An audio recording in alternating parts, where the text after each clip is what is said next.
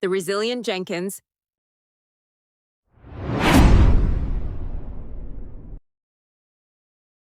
Y'all, the resilient Jenkins has been on one again. Steph is out here turning her whole Facebook into a soap opera, and it's getting dot messy. From calling her posts bait, to crying over Drew, to throwing shade at Desiree, and even CPS showing up at the door. Let's break this all the way down.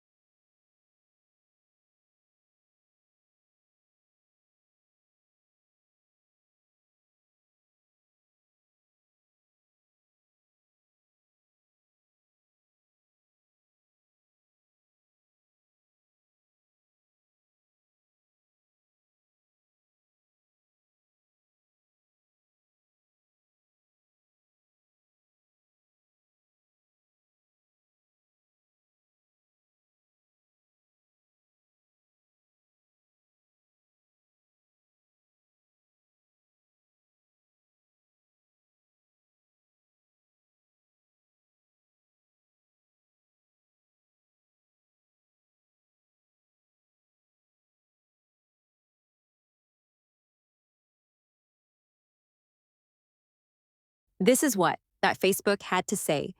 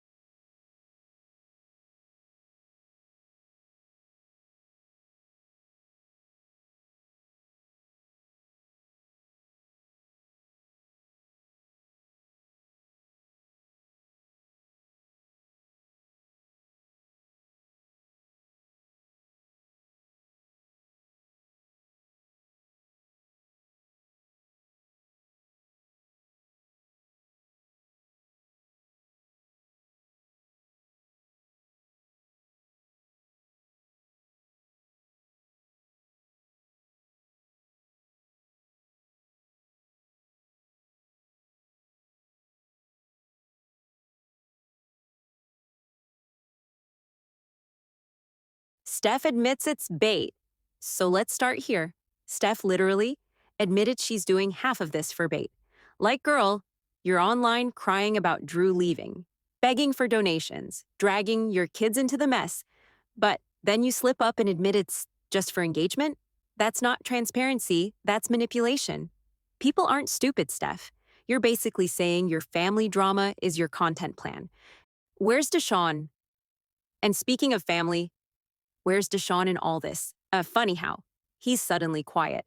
Is Steph mad because Deshaun's actually getting looked after by his mom while she's stuck hustling on Facebook?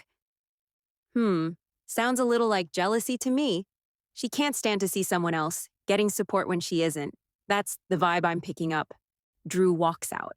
Now let's talk about Drew. The man finally packs up and leaves. And honestly, I don't blame him. If I had to sit there and watch a new Facebook essay every night about how toxic our relationship was, I'd dip too. But the question is, where's he gone? Motel across town? Couch surfing at a mate's? Honestly, anywhere that Steph ain't typing essays about him 24/7. The car situation, and here's the kicker. Drew walks out but keeps the car. Makes sense.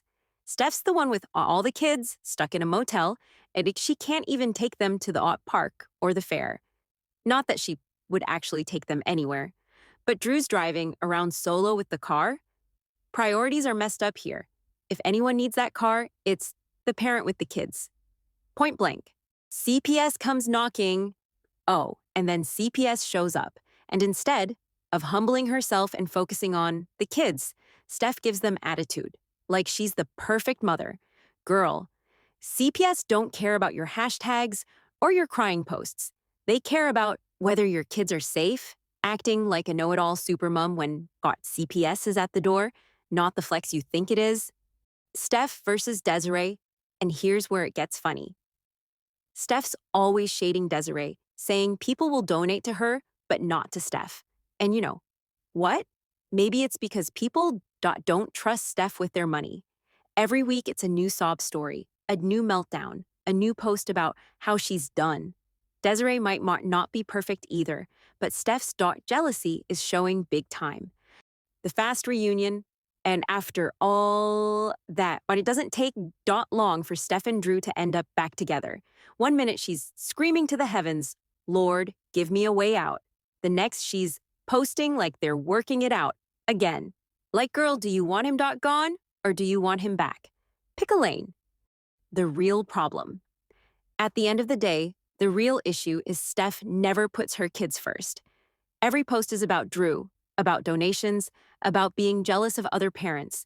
Meanwhile, the kids are stuck in the middle of the circus.